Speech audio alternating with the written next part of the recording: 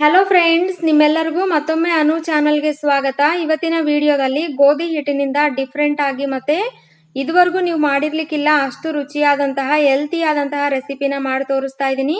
ಖಂಡಿತ ವಿಡಿಯೋನ ಸ್ವಲ್ಪ ಕೂಡ ಸ್ಕಿಪ್ ಮಾಡದೆ ಈ ಅದ್ಭುತವಾದಂತಹ ರುಚಿಯಾದ ರೆಸಿಪಿನ ಮಾಡಿ ನೀವು ಕೂಡ ರುಚಿ ನೋಡ್ಬಿಟ್ಟು ಕಮೆಂಟ್ ಮಾಡಿ ತಿಳಿಸಿ. ಮಕ್ಕಳಿಗಂತೂ ರೆಸಿಪಿ ತುಂಬಾ ಇಷ್ಟ ಆಗುತ್ತೆ. ಹಾಗಾದ್ರೆ ಮಾಡೋ ವಿಧಾನ ನೋಡೋಣ ಬನ್ನಿ. ವಿಡಿಯೋ ಇಷ್ಟ ಆದ್ರೆ ಒಂದು ಲೈಕ್ ಮಾಡಿ ನಿಮ್ಮ ಇಷ್ಟನ ನನಗೆ ತಿಳಿಸಿ ಅಂತ ಕೇಳ್ಕೊಳ್ತೀನಿ. ನಾನಿಲ್ಲಿ ಮೊದಲೇನೆ ಗೋಧಿ ಹಿಟ್ಟನ್ನ ಕಲಸ್ಬಿಟ್ಟು ಈ ರೀತಿ ಉಂಡೆಗಳನ್ನ ಮಾಡಿ ಇಟ್ಕೊಂಡಿದ್ದೀನಿ. ಸಾಧಾರಣವಾಗಿ ಚಪಾತಿ ಮಾಡೋದಕ್ಕೆ ಗೋಧಿ ಹಿಟ್ಟು ಯಾವ ರೀತಿ ಕಲಿಸ್ತೀವಲ್ವಾ ಅದೇ ರೀತಿನೇ ಕಲಿಸ್ಬೇಕಾಗಿರೋದು.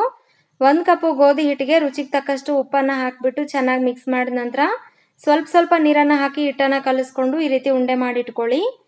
ನೆಕ್ಸ್ಟ್ ಇದನ್ನ ಪಕ್ಕಕ್ಕೆ ಇಟ್ಕೊಂಡ್ಬಿಟ್ಟು 4 ಗಂಟೆ ನೆನೆಸಿದಂತಹ 1 ಕಪ್ ಹೆಸರು ಬೇಳೆ ತಗೊಂಡಿದ್ದೀನಿ. ಚೆನ್ನಾಗಿ ತೊಳೆದ್ಬಿಟ್ಟು ನೆನೆಸಿ ನಾನು 2 ಸರ್ತಿ ತೊಳೆದು ನೆನೆಸಿಟ್ಟಿದ್ದೆ 4 ಗಂಟೆ. ನಂತರ ಈ ರೀತಿ ಸ್ಟ್ರೈನರ್ನಲ್ಲಿ ಹಾಕಿಟ್ಕೊಂಡಿದ್ದೆ ನೀರನ್ನು ಬಸಿಯೋದಕ್ಕಂತೇಳಿ. ಒಂದು ಮಿಕ್ಸಿ ಜಾರ್ನ ತಗೊಂಡು ಹೆಸರು ಬೇಳೆನ ಅದಕ್ಕೆ ಹಾಕೊಳ್ಬೇಕು. ನಂತರ ನಿಮಗೆ ರುಚಿಗೆ ಎಷ್ಟು ಬೇಕು ನೋಡಿಕೊಂಡು ಹಸಿಮೆಣಸನ್ನು ಕಟ್ ಮಾಡಿ ಹಾಕೊಳ್ಳಿ.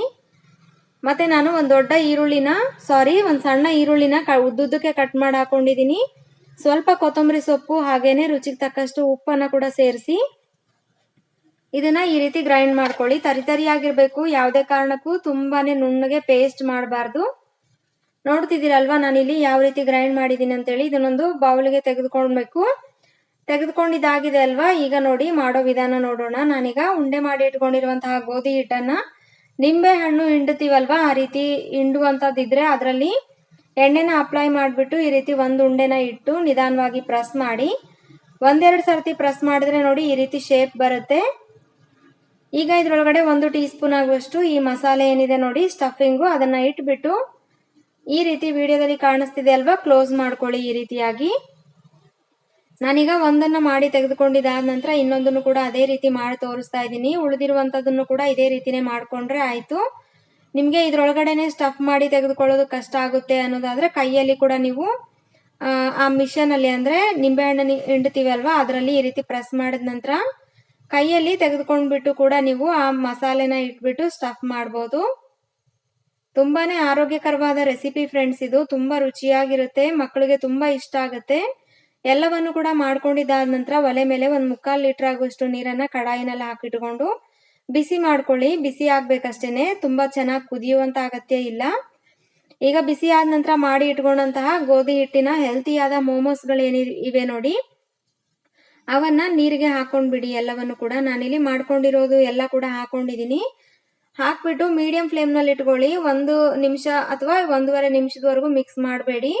ಅದಾದ ನಂತರ ಈ ರೀತಿ ಮಿಕ್ಸ್ ಮಾಡಿ ಬೇಯಿಸ್ಕೊಳ್ಬೇಕು. 4ರಿಂದ 5 ನಿಮಿಷದೊಳಗಡೆನೆ ಚೆನ್ನಾಗಿ ಬೇಯುತ್ತೆ. ಈಗ ಸ್ಟವ್ ಅನ್ನು ಆಫ್ ಮಾಡಿ ನಾನೀಗ ಸ್ಟ್ರೈನರ್ನಲ್ಲಿ ಇವುಗಳನ್ನ ತೆಗೆದುಕೊಳ್ತಾ ಇದ್ದೀನಿ. ಈ ರೀತಿ ಮಾಡೋದ್ರಿಂದ ಎಕ್ಸ್ಟ್ರಾ ನೀರು ಕೆಳಗಡೆ ಇಳಿದು ಬರುತ್ತೆ. ಎಲ್ಲವನ್ನು ಕೂಡ ಈ ರೀತಿ ಬೇಯಿಸಿರೋದನ್ನ ತೆಗೆದುಕೊಂಡ್ಬಿಟ್ಟು ಪಕ್ಕಕ್ಕೆ ಇಟ್ಕೊಳ್ಳೋಣ. ಈ ಕಡಾಯಿನಲ್ಲಿರುವ ನೀರೇನಿದೆ ನೋಡಿ ಅದನ್ನು ತೆಗೆದ್ಬಿಟ್ಟು ನಾನು ಇದೇ ಕಡಾಯಿನಲ್ಲೇ ಒಗ್ಗರಣೆಗೋಸ್ಕರ 1 ಟೇಬಲ್ ಸ್ಪೂನ್ ಆಗುವಷ್ಟು ಎಣ್ಣೆನ ಹಾಕೊಳ್ತಾ ಇದ್ದೀನಿ.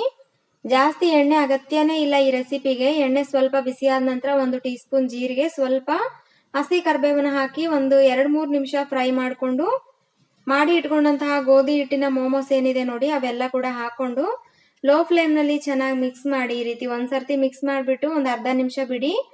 ಹಾಗೆ ಮಿಕ್ಸ್ ಮಾಡ್ತಾನೆ ಇರಬಾರ್ದು. ಈ ರೀತಿ ಚೆನ್ನಾಗಿ ಫ್ರೈ ಮಾಡ್ಕೊಳ್ಳಿ 1-2 ನಿಮಿಷ. ನಂತರ ಸ್ಟವ್ ಅನ್ನು ಆಫ್ ಮಾಡಿ ಬಿಸಿಯಾಗೆ ತಿನ್ನಿ. ತುಂಬಾ ರುಚಿಯಾಗಿರುತ್ತೆ, ಹೆಲ್ತಿ ರೆಸಿಪಿ. ಟ್ರೈ ಮಾಡಿದ ನಂತರ ನಿಮ್ಮ ಅಭಿಪ್ರಾಯನ ಕಮೆಂಟ್ ಮಾಡಿ ತಿಳಿಸಿ. ಇವತ್ತಿನ ವಿಡಿಯೋ ನಿಮ್ಮೆಲ್ಲರಿಗೂ ಇಷ್ಟ ಆಗಿದ್ರೆ ಒಂದು ಲೈಕ್ ಮಾಡೋದನ್ನ ಮರಿಬಾರ್ದು. ಜೊತೆಗೆ ಈ ಚಾನಲ್ ಇಷ್ಟ ಆದ್ರೆ ಸಬ್ಸ್ಕ್ರೈಬ್ ಮಾಡಿಕೊಂಡು ಪಕ್ಕದಲ್ಲೇ ಇರುವ ಬೆಲ್ ಐಕನ್ನ ಪ್ರೆಸ್ ಮಾಡ್ಕೊಳ್ಳಿ. ಮುಂದಿನ ವಿಡಿಯೋದಲ್ಲಿ ಮತ್ತೆ ಸಿಗ್ತೀನಿ. Thank you for watching.